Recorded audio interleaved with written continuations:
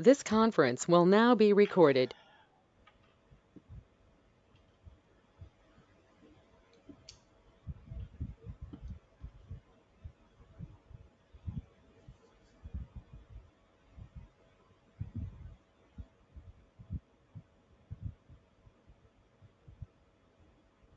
Yes, good evening to all. Okay, second, sir. YouTube stream go. Connect this.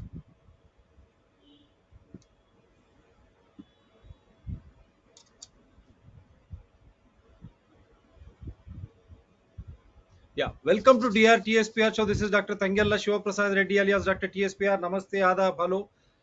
On behalf of Hyderabad Democracy Forum, it is a pleasure and privilege to host my Guru, Professor K. Purushotham Reddy Garu, Guru Tulilu B.V. Subba Rao Garu, on an important topic which connects everyone, Hyderabad to Delhi to and the world.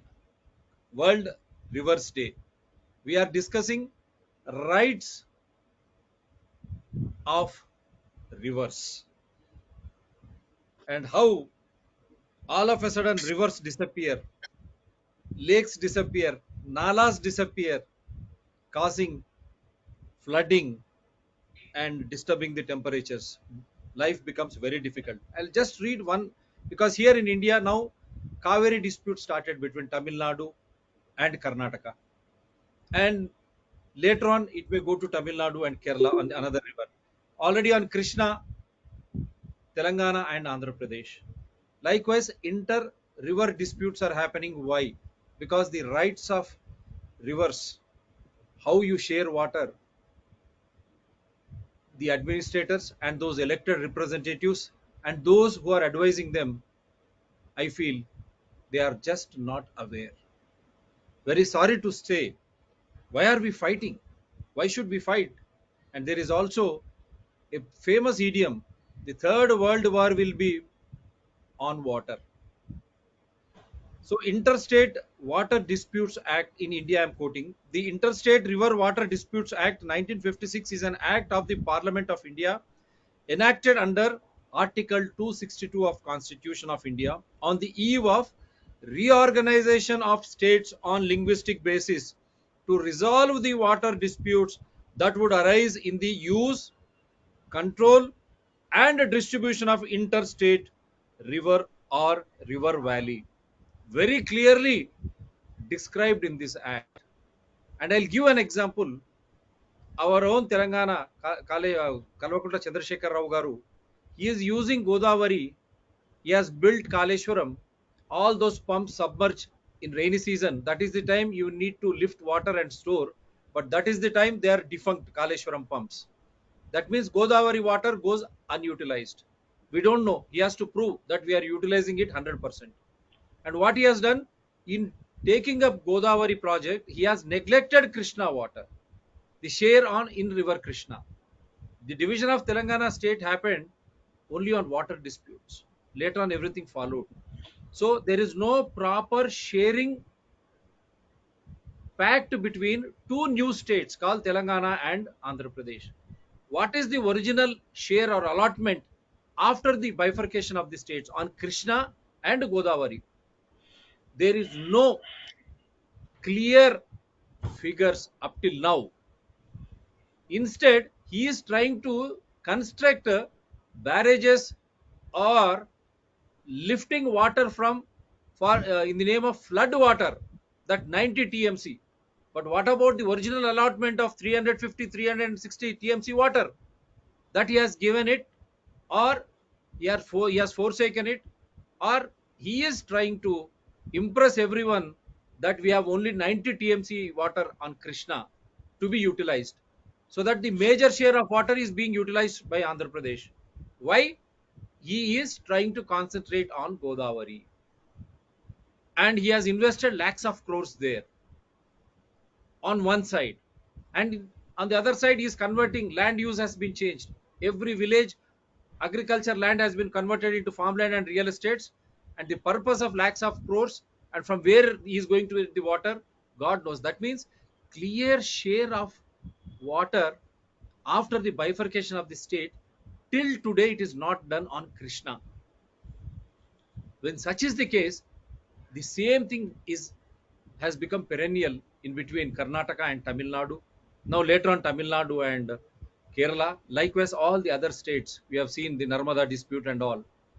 In this pursuit, the so experienced Guruvar and Guru Tilyulu would enlighten us on this subject so that it will be an eye opener for all the chief ministers, opposition leaders, prime minister, and all those concerned ministers alike the world on what the rights of rivers and what rivers are all about. Sir, Subba, please. Thank you, Dr. Shivrprasad Reddy garu. Today's topic, the river rights. It may sound more philosophical and more, sentimental and emotional, that we are talking on the rights of the rivers. It may sound very funny to my bureaucrats, the water companies, the policymakers. But today, when my friend started with sharing of water, this very perspective, drifted us from the river systems. The entire human civilization, it took birth on the river valleys. And my recent visit to Indus and its valley system, inspired me, motivated me, educated me on how the valleys supported the entire human civilization. And from, a very rudimentary stage, how we grew both economically, technologically, financially, and at the same time, as we are growing, unknowingly we have disconnected our umbilical cord to the river systems. The cities which flourished on the river banks, today all the rivers which have the so-called flourishing economy have died. Yamuna with toxic foam, Delhi. Ganges again at Kanpur, Varanasi, you name it. 3 billion was allotted by the government of India to rejuvenate Ganges. We do not have any progress card on that. My own city, Hyderabad, and the only river which takes birth and joins Krishna is almost dead. Today, when I am discussing this with some of my senior most media persons, they said, "Sir, we are sorry to say it is no more a river." Who made this? You see, our perspective has changed. So, this river, interestingly, is a lifeline.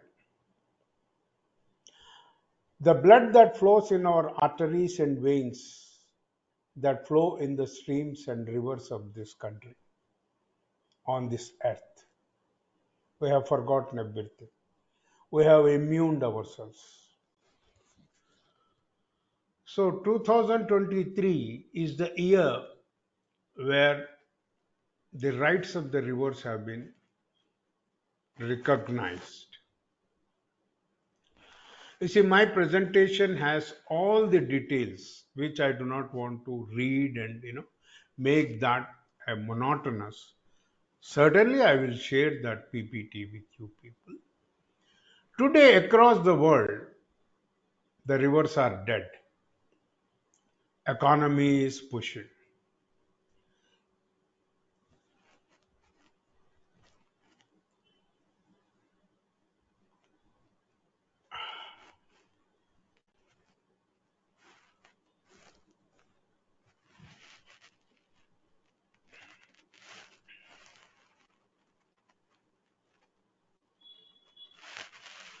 Can you see this?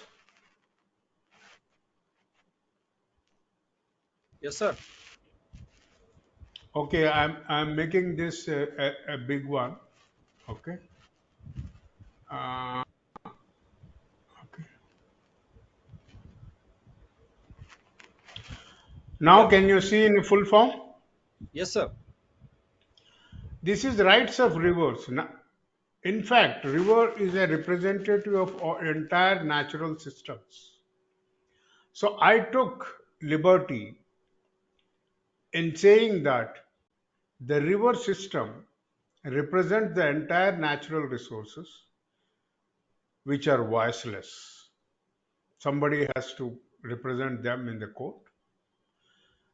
And Conference rights will of now. rivers, rights of natural resources versus our duties. What exactly mean by rights of rivers? Rivers have been identified today, you know, rivers are sewage carrying drains. We proudly say. Because my apartment is costing 3.5 crores, it has all the right to discharge untreated sewage into the river system. Rapid urbanization, economic development have negatively impacted this natural ecosystem. Dams constructed on rivers often alter their natural flow and disturb the natural sediment distribution patterns. Nobody is bothered about looking into all these things. So, how do we look into it? Where are the catchments of our river systems? And rivers are the planet's arteries, as I said, what we have in our. What is the rights of rivers movement?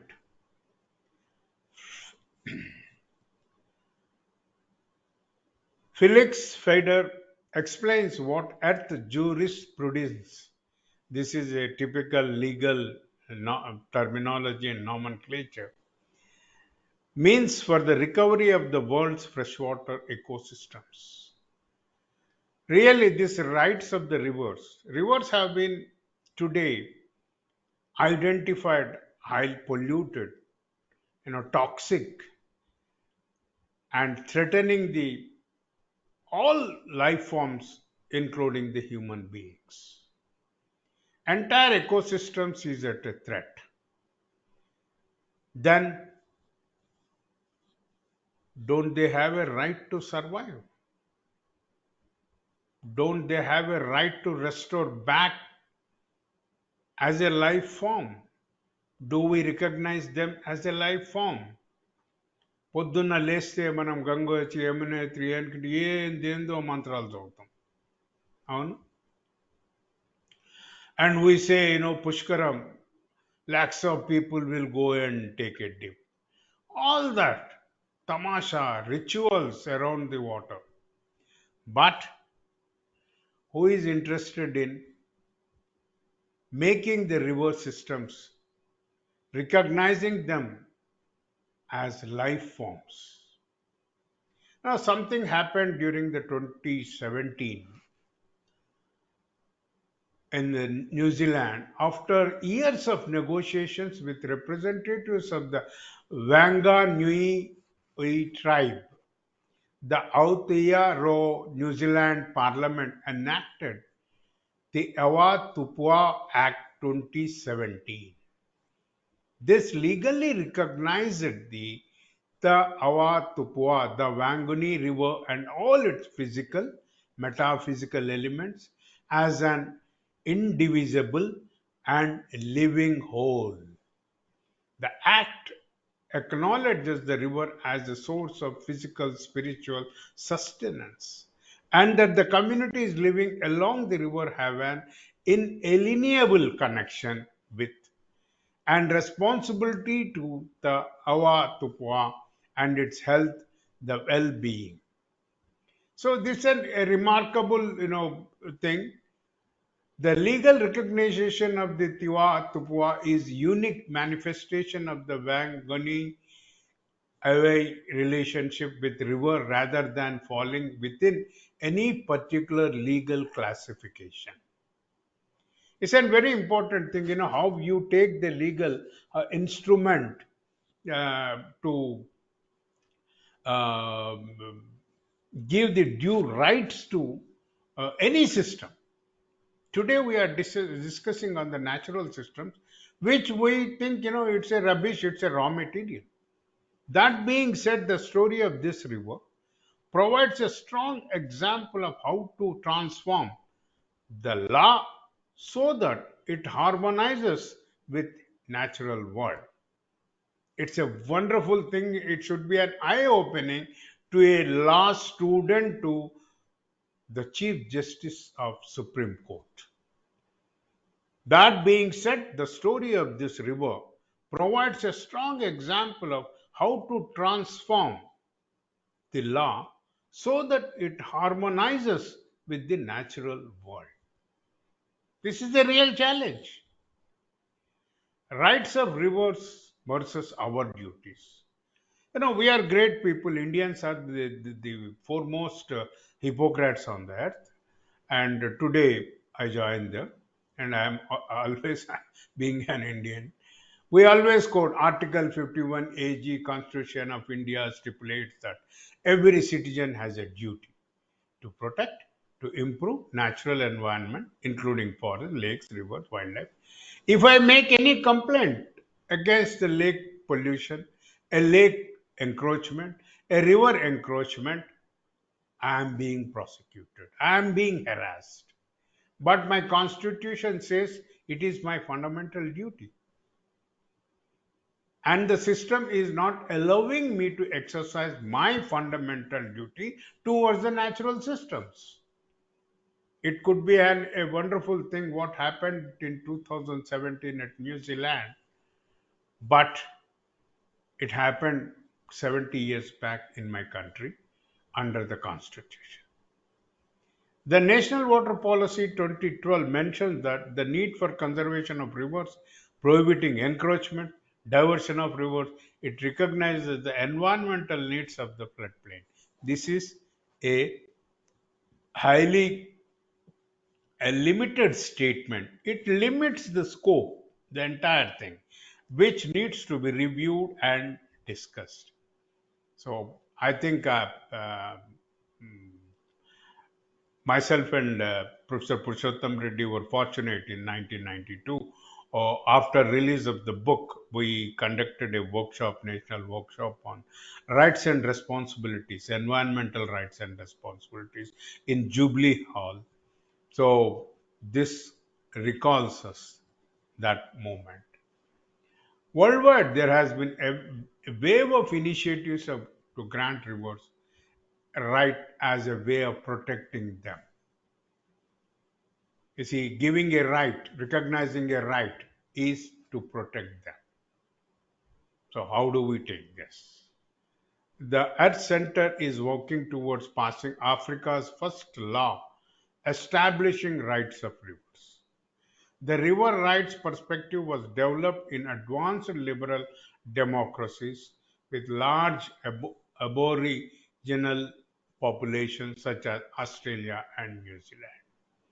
Giving rivers rights would enable them to perform legal acts. We will be strengthening the legal instruments, exert influence on the policy. They could even act as a party to proceedings to promote, protect their rights because rivers are voiceless.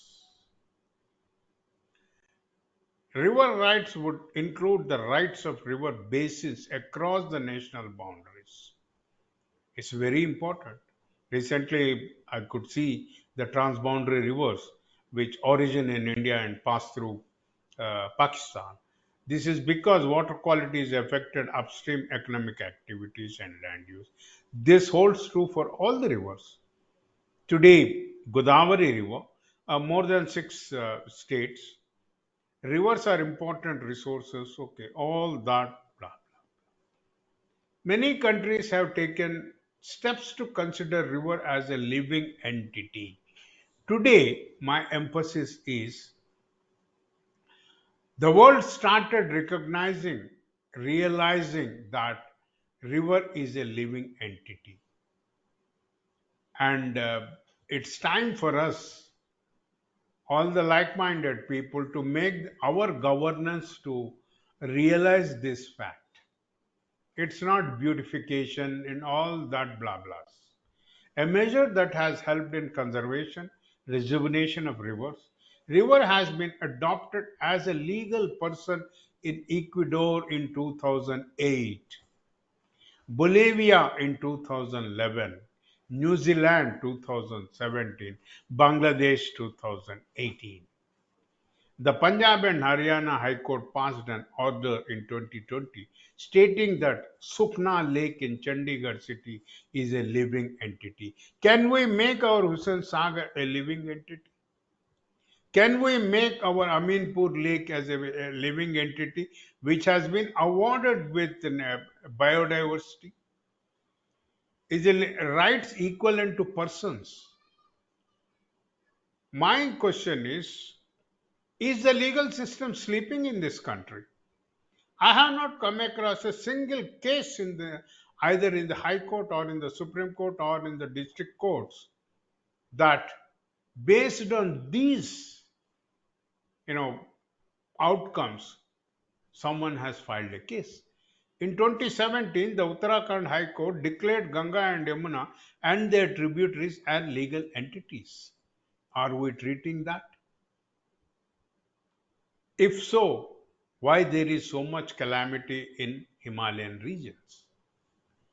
Across the world, there is a concept of minimum rights of river. The Universal Declaration of River Rights, as developed by Earth Law Center, or right to flow, performing essential functions. Does anybody know the functions of the rivers, forms of the rivers? How the river system, right from its నది అన్నది ఏదో అలా పొర్లుకుంటూ రాదు. భూమాత గర్భంలోంచి చీల్చుకొని బయటకు వస్తుంది. ఏ నది అయినా సరే ఒక స్ప్రింగ్ రూపంలో. అది ఐ హావ్ సీన్ జిల్లం, I have seen Godavari, Nasik, Bhimeshwar, and our MUSI. Okay? Innumerable springs around. Right to be free from pollution. It comes out from the Mother Earth and feeds several aquifers, rivers to facilitate biodiversity management. It is the climate and geodiversity facilitates the growth of biodiversity, and all three combinations will give to socio-cultural diversity in the world. So we have stopped teaching them these things. Okay. So this is the thing, the rivers have been recognized, and countries like Ecuador and New Zealand and Bangladesh, even in India, that we started recognizing the lakes as well as the river systems as living entities. But there is a long way to go in practicing it. How do we take care of it? Do we have any standardized health card of these systems, natural systems? Do we have any biodiversity registers of the river catchment systems, river origin systems? No. But everybody finds a state biodiversity board with the head of the board taking something like 2 lakhs per, salary per month doing nothing. In Telangana itself, we hardly produced around 40, I think, biodiversity registers, and we have earmarked the revenue boundaries for 42 lakes in and around Hyderabad. Is it not shame? Are we not abusing the public resources to feed these people who are doing nothing but swallowing the public funds? The universal declaration, I do not want to go para-wise and but the viewers and I request my friend to circulate it. Rivers are essential to all life forms. Rivers also play a vital role in functioning Earth's hydrological cycle. Today, the Earth's hydrological cycle is disturbed. The climate change has a direct impact on the hydrological cycle. That's the reason the rainfall pattern has changed and the water regime, groundwater, surface water, there is a lot of discrepancies and lot of anomalies and absolute dependence on of people on rivers. Whether we sit in Hyderabad in 100th floor of Lanco Hills, you have to get the Godavari river water on. Mind, my friend, it's not that somebody is manufacturing water for you and supplying it to the exclusive coca-pate habitats. It is the river systems you are all dependent on. Humans have caused the significant pollution of the rivers. Then it's the duty of responsibility of the humans to reverse it back. Excessive waterway diversions, groundwater withdrawals have significantly reduced the base flows. Nobody looks into it. Humans have caused wide scale physical changes to rivers. Yes, we ourselves witnessed the MUSI River. National and international laws pertaining to waterways are vastly inadequate. Rivers, in particular, are sacred entities possessing their own fundamental rights. Aware that all people, including indigenous communities and other local communities of all spiritual faiths, have long held through their traditions, religions, customs, and laws that nature is a rights bearing entity and that rivers in particular are sacred entities possessing their own fundamental rights. Are we protecting the fundamental rights of the natural systems? Do we understand the value of the natural systems? No. Today we declare a biodiversity, tomorrow, we forget about it. Degradation and exploitation of rivers is not only an environmental issue. You see, that is the problem in this country. People only look environment as planting tree or else, or cutting a tree. But they never think that river systems with environment and human survival has a triangular relationship, guided by the growing number of governments worldwide that seek to reverse ongoing trend of global environmental degradation. How do we take it? Okay, including Uganda, numerous state constitutional amendments in Mexico, dozens of rights of nature ordinances in the United States and in Brazil. Where are we? Where do we India stand for? Nothing. At domestic level, we don't do anything.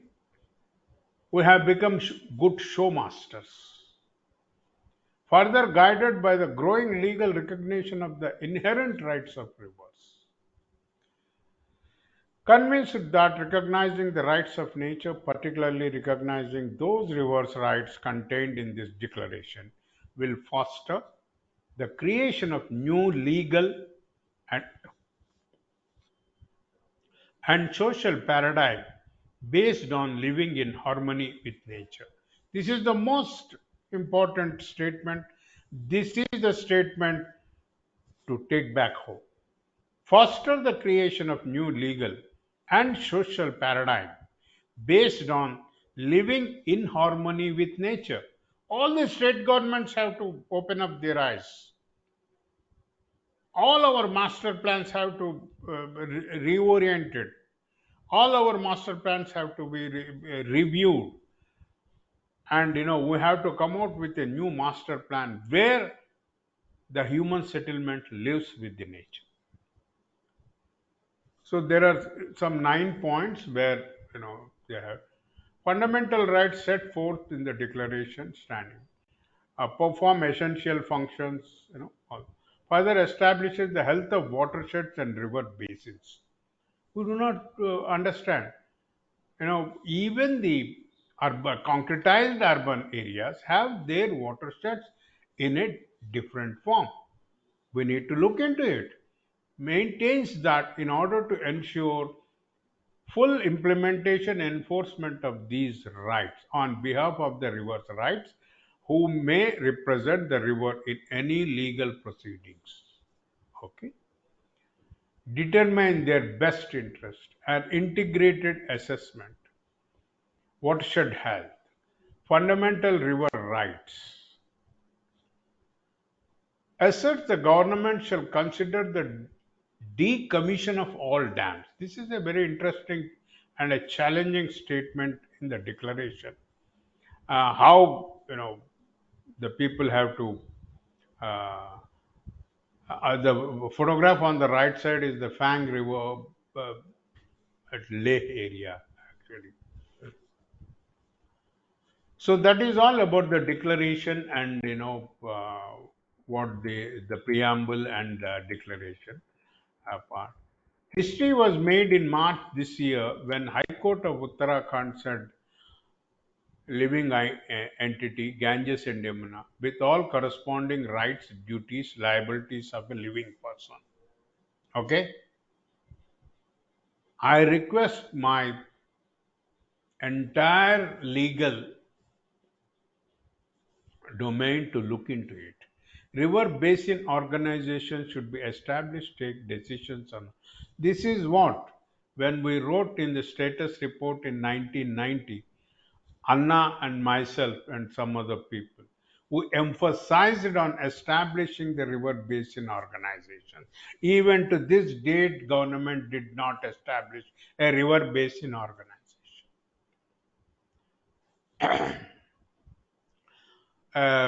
A state like Maharashtra, they took some, we are good in making khichadis and pav bhajis. We take some points from here and say, we have done this a great thing.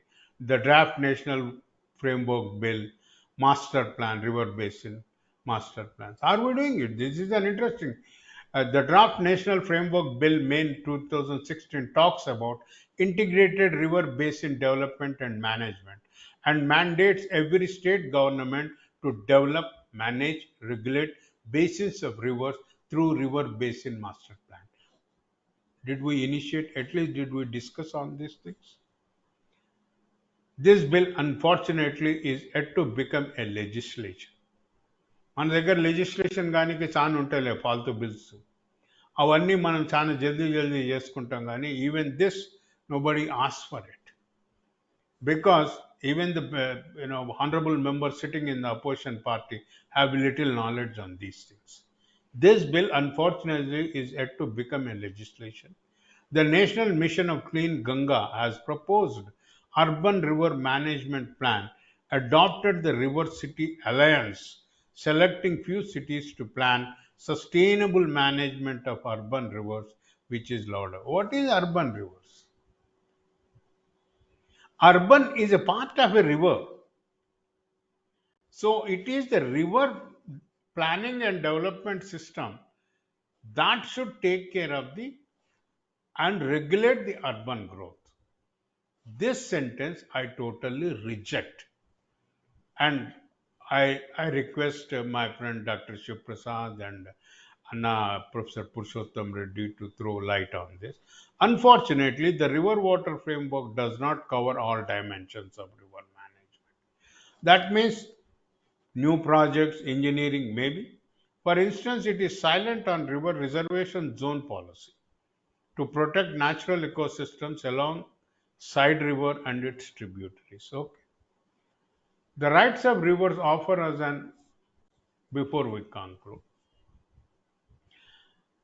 the rights of rivers offer us an opportunity to do just this, to change how we view interact with rest of the nature. Our perceptions and perspectives towards the nature, towards the development, redefining the development is the need of the hour. An opportunity to acknowledge that we are as much part of nature as any other species, and that this comes along with set of responsibilities. This is a tool which can be implemented to re-establish compassionate, resilient, respectable relation with all of nature, in which we recognize our responsibilities and the consequences of our actions, a tool that can enable us to meet our global ambitions for healthier, more equitable, inclusively prosperous world. Here, I would like to mention the recent statement by the Prime Minister in the Parliament. You see, he was emphasizing on quality of life. Without this framework, without this commitment, dear Prime Minister, we cannot achieve the quality of life in this country. Please make your cabinet ministers, please make everyone in the governance system to follow this, and also ensure implementation this from parliament to local governing bodies in all the three tier governance system in this country. So civil society initiatives are always there. So how do we take this? My humble request is go to the Google, sign the Universal Declaration of the Rights of Rivers, www.rightsofrivers.org. Please do it. Let us work towards the rights of the rivers to protect them and make them rivers as our lifeline partners. If it is not now, now or never, it's time for us to.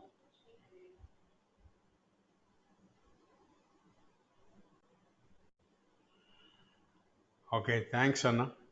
Thank you so much. Hope I have taken much time. Thank you. లేదన్న wonderful. It's a treatise. So now Purushotham, I think you can better add to that so that people can understand. Very neatly done, Anna, very effectively done. It will be a shame on all the administrators and politicians.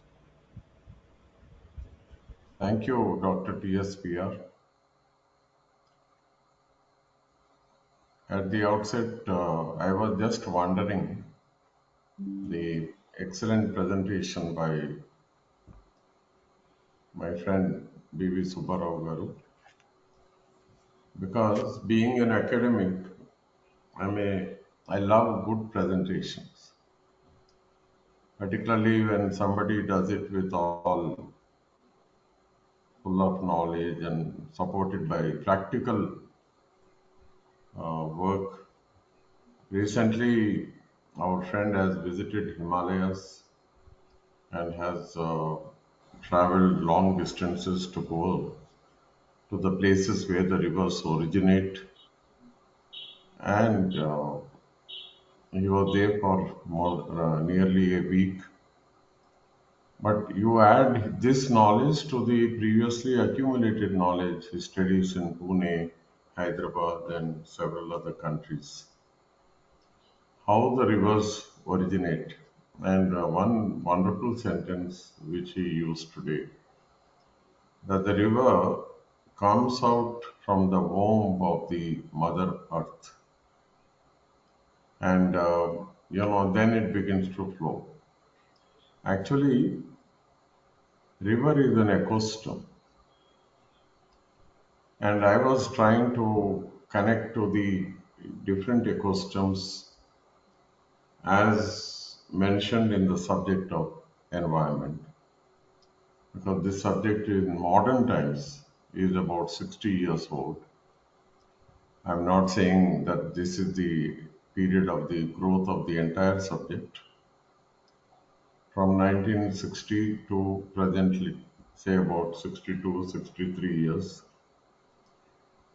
What happened during this particular period is that suddenly humanity became conscious of the fact that we have been destroying every ecosystem, including the rivers. And that is why there has been a hue and cry, and this has been reflected in the very many publications right from 1960 onwards. To begin with, Rachel Carson's The Silent Spring, Spring. then Limits to Growth, then Year 2000 report, and in between Our Common Future, and books like The Future We Want. Even as this growth of literature in the subject of environment was going on, parallel to this, we were witnessing global conferences: Stockholm, Rio, Johannesburg, then Paris. Even another, vertical was simultaneously lot of disasters were uh, uh, manifesting, and these disasters reflect the neglect of environment by the corporate controlled governments in almost all the countries. Now, these corporates are just there only to loot the public commons, and today what we witness is a tragedy of the commons. Well, there is a book by the same name, Tragedy of the Commons, but then I really mean it. Every common property resource has been tampered, it has been exploited. In fact, we can call it as the rape of every particular ecosystem, whether it is the forest or the coastline or the oceans. But since today it is Rivers International Rivers Day, so let us focus on this particular topic.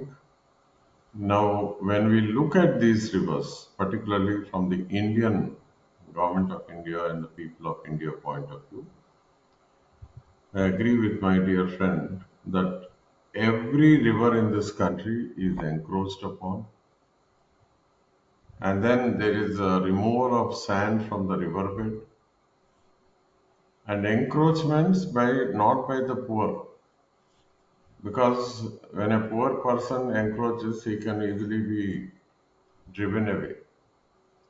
But when the powerful and the mighty, the MLAs and the MPs, we have seen in the Doon Valley how a former environment minister was there as a major encroacher. Anyway, every river in this country is polluted and encroached upon, and this whatever we are witnessing as floods during the monsoons is nothing but these floods are because of the constrictions in the flow of the river. That is, when there are encroachments, the flow of the river becomes difficult. And of course, there are so many other reasons like urbanization, concretization, and as my friend very often points out, that as and how concretization takes place, the flooding, the flow, the rate of flooding increases multifold. Fold. So these are very critical issues. But my concern right now is that the North India, particularly the Gangetic, it has been reported umpteen number of times that the groundwater levels are depleting in Punjab, Haryana, and the whole of Western UP now. There are lakhs of tube wells, and our people have started pumping out, thinking that there is infinite water. But then the tube wells are going dry. But simultaneously, we notice that the Himalayan ice, the extent of ice over the Himalayas is coming down. And Himalayas right now, the very fragile ecosystem, recently our friend visited. Not only it is the what we call the meeting point of the two tectonic plates. On one side, the danger of the earthquakes. On the other side, the damage because of unprecedented human interference, negligence, out of ignorance, and based on the greed of the corporates plus the political elites and the bureaucratic, corruption. All these together, they are making it the life of the common man extremely difficult for survival there. United Nations, several reports have already cautioned what we witnessed recently in Pakistan is extreme weather event. And 2 years ago, about one third of the country was flooded, and Pakistan, with very less education, not so much of competence, and zero focus on environment, they are going to pay a very heavy price. But India is no less ignorant, even though we have education and all that. But our political elites and the bureaucrats being virtually illiterates when it comes to their understanding or commitment to the protection of environment. As a result, almost every policy under the government of India is going wrong, and we are collectively, we the people are making it extremely difficult for life to continue in this country as well. That is, not only Pakistan, but India also is going to pay a very heavy price. And the same thing is going to happen in Bangladesh. But for Bangladesh, there is yet another problem, and that is the rise of the sea level because of global warming, climate change, and so many other factors. And Bangladesh is basically a deltaic region. So definitely a major part of Bangladesh is going to be underwater. And India is going to have a very serious problem of refugee influx, the environmental refugees from Bangladesh. On the whole, when we look at India, particularly in the context of India, almost every river in this country is threatened, endangered, and now this time, this year, lot of environmentalists are concerned and worried. And I hope they are wrong because they have said that the river Krishna may not flow into Bay of Bengal. Because right now, even Srisailam Dam is not full. And we are already September 23rd or 24th. So hardly another 1 month maximum or 3 weeks. Srisailam Dam has to be full, then the water is allowed into Nagarjuna Sagar. So this year Nagarjuna Sagar may not be full. That means the flow of the river may not reach Bay of Bengal. I hope I wish I am proved wrong. I'll be happy if the river Krishna flows into Bay of Bengal. But then what is it we have disturbed everything and we are making it extremely difficult for the normal monsoons to precipitate over the eastern Ghats. As it is on the eastern side of the western Ghats, that is the rain shadow area. Rainfall will be less, but sometimes because of the monsoons uh, being active, we may get rainfall on the eastern side of the western Ghats, which means the water will flow into river Tungabhadra, Krishna, uh, Bhima, and so on. So right now, this is the very difficult situation: urbanization, deforestation, and pollution. removal of sand, all of us, it appears as if we, the people, have declared a war on the rivers, and we are making it extremely difficult. So I totally agree that every river, the rights of the river have got to be respected, recognized, but simply recognizing it doesn't really help. The government, the judiciary having recognized, because in some of the states of India, they have already recognized Uttarakhand, and as my friend pointed out. Now, it is not sufficient to recognize, but they also need to act. That is, they should become the watchdogs of the and try to protect the rights of the rivers because they are directly connected with the livelihood of the people. By protecting the rivers, we'll be protecting not just the livelihood, but the entire ecosystem and all life forms, not just human beings. Every species that is dependent on the river, the birds, and so many, the fishes, everything. Everything is so wonderfully connected. And they have a right to, survival. So I appreciate the judiciary having recognized the rights of the river, but simply recognizing will not help. The judiciary has to enter into a mode known as the activist mode.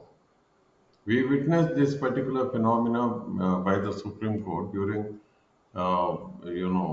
Justice Krishna Iyer time, Justice Bhagwati, Justice Kuldeep Singh, Justice Venkatachalaya, and so on.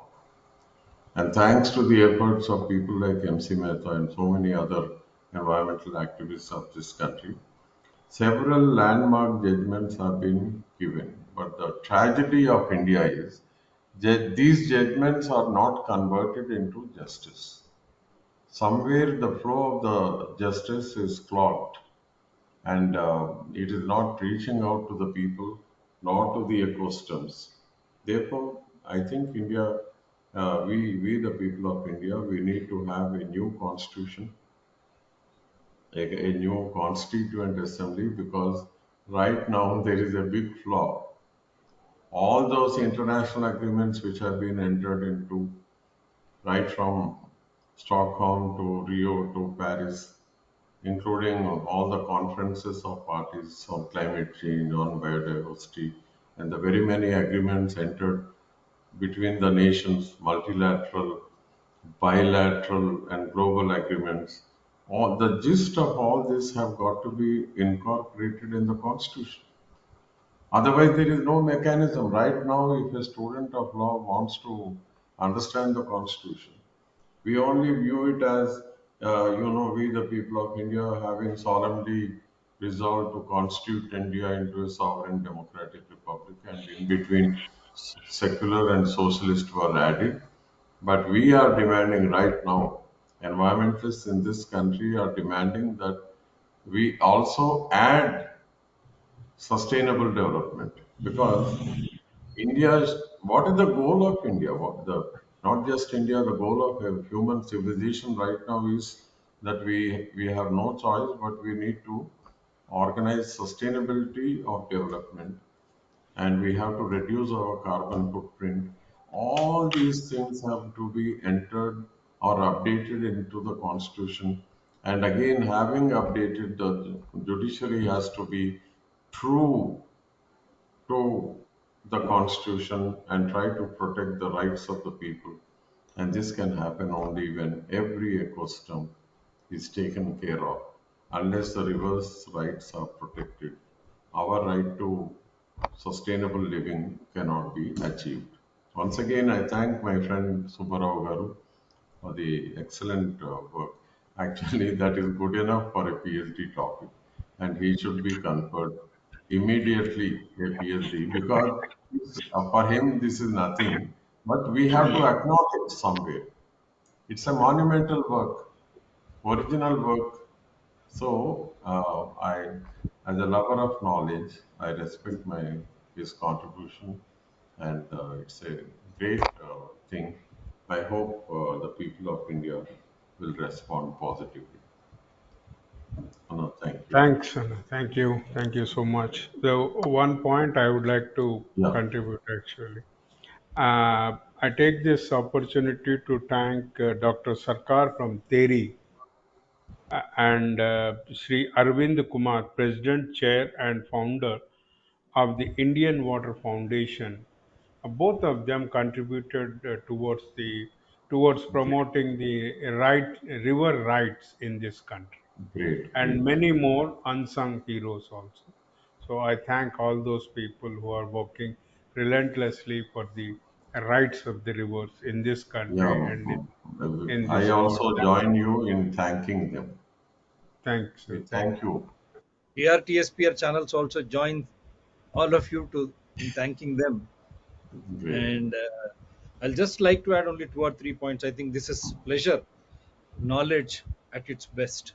Now, I did not have anything more to add except eulogizing what these great men have disseminated today. In a simplistic way, they have equated riverine system to our own body.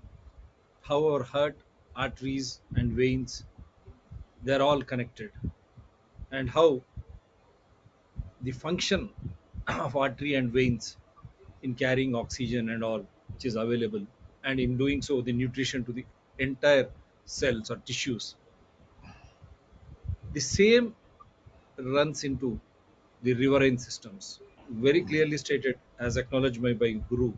The birth of the river, like an womb, it comes out of mother earth, and from there it carries the rich biodiversity, and while traveling crisscrossing before it enters sea, as he rightly said, not just livelihood, but we get the drinking water. The body contains 90% of water.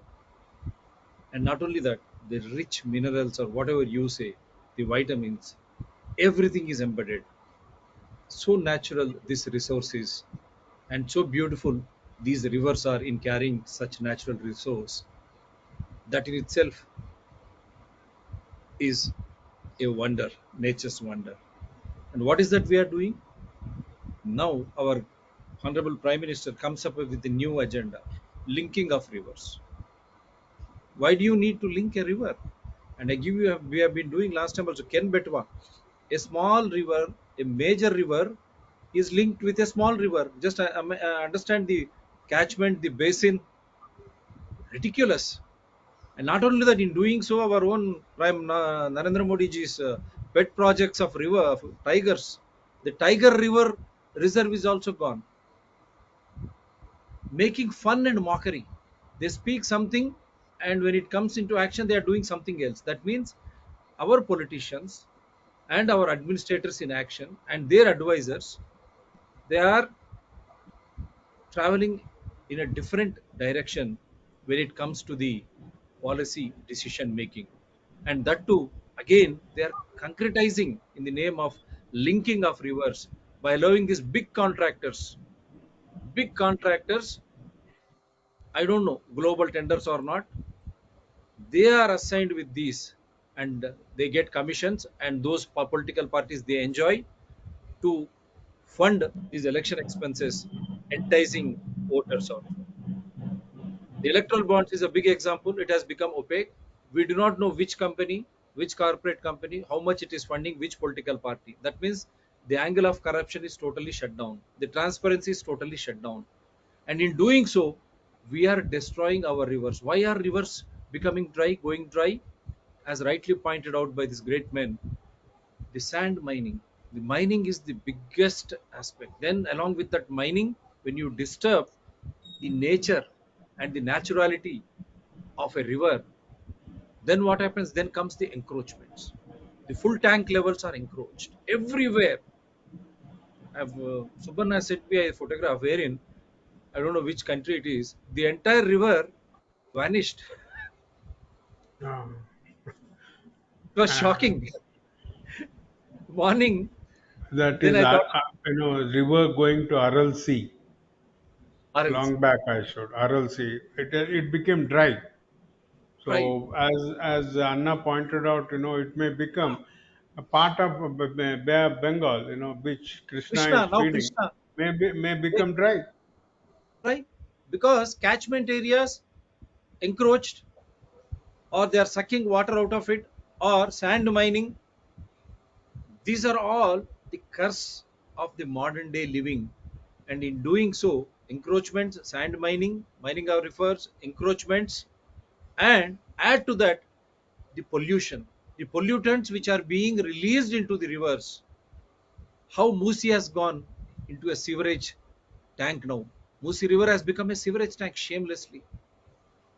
It is very shame, and the callers were calling, sir, why High Court judges and Chief Justice don't they have knowledge? How is that Gandipet and all these lakes are being touted as drinking water resources? Don't they understand 1908 Mokshagundam Vishweshwaraya on the advice of Nizam to mitigate flood, to save Hyderabad from MUSI? They have constructed this Gandipet and Himayat Sagar to block water from flowing into from catchment areas, and they are interwoven nicely connected with lakes Golskatti Cherulu and then Nalas, all connecting, and at a point they join Musi to flow into river Krishna. How is that High Court judges have no knowledge?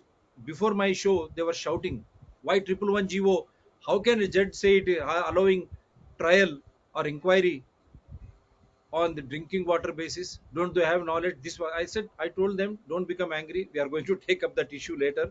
That means even common man has now become knowledgeable. Then how is that the chief ministers, prime ministers, ministers, or all those secretaries, and even the opposition parties and their supporting media keeping quiet? Once river vanishes, just imagine what would happen to the state and a country. Can we survive? And you add, in the name of development, all those pollutants, see, from garments and pharmacies, they are so dangerous, those dyeing agents which they are used, and the pharma also, irretrievable, right from water to air, everything is polluted. So sand mining, encroachment of catchment areas, all pollutants, destroying the riverine system. And in doing so, as rightly pointed out, if Krishna doesn't go beyond Sri Salem, if Nagarjuna Sagar is not filled, no water goes into Bay of Bengal. That means you are going to become dry. And then the disputes between the states happen, as is happening now in Kaveri. The upstream state, they will enjoy all that little water, whatever is there, and downstream, nothing goes there. So this is the curse of modern day living, as rightly pointed out by both gentlemen. You should have a sustainable development, and thus sustainable development should be linked to natural resources utilization only in need, not in the name of development or in the name of legalizing encroachments. And it clearly says that Act 2012 Act, nothing should be encroached, and that is illegal, the use. And see the way the land use has been being changed in, right from panchayats to municipalities, they are converting all agriculture lands, and that is also endangering everything. And when in doing so, they are seeing to that we don't speak about water itself, leave about rights. When the entire farm agriculture land is converted into farmland and real estates, from where are we going to get food? And you don't need water, but in the name of water they are investing lakhs of crores, again linking rivers. So this is a big conspiracy. I hope every citizen will understand. And as per article 51G, that is very relevant. Everyone should start questioning the government and the policy makers. Only then we can have a, at least we can safeguard our present, so that we can leave something for our future, our kith and kin. Otherwise, as pointed out by that river which has gone dry, the entire, now the same thing is happening with Krishna. Tomorrow, if all rivers start drying up, and linking of rivers with concrete contractors, funds to political parties, this is going to endanger a beautiful country like India, having such good perennial rivers which flow eternally. Thank you very much, sir. Anything you like to add before you sum it up, Subhana? I thought we will come out with a second episode on do Musi have to die for Hyderabad in Yeah, continuation of the Good, good, river systems. good. Okay, and the third wonderful, one is I'm just thinking of impact of climate change on the river systems and river biodiversity. Good. wonderful, wonderful. You want to say And it is Monday or Tuesday? The series next one. so that we can also review existing policies and what should be what we can propose towards the policy orientation. Thank you so much. Nothing else. Thank Wonderful, you. wonderful, wonderful, wonderful. Thank you. Do support DRTSPR channel, Citizen DRTSPR channel, and Environment People DRTSPR channels. They are all in larger public interest only. Thank you very much. Good Thank night. you.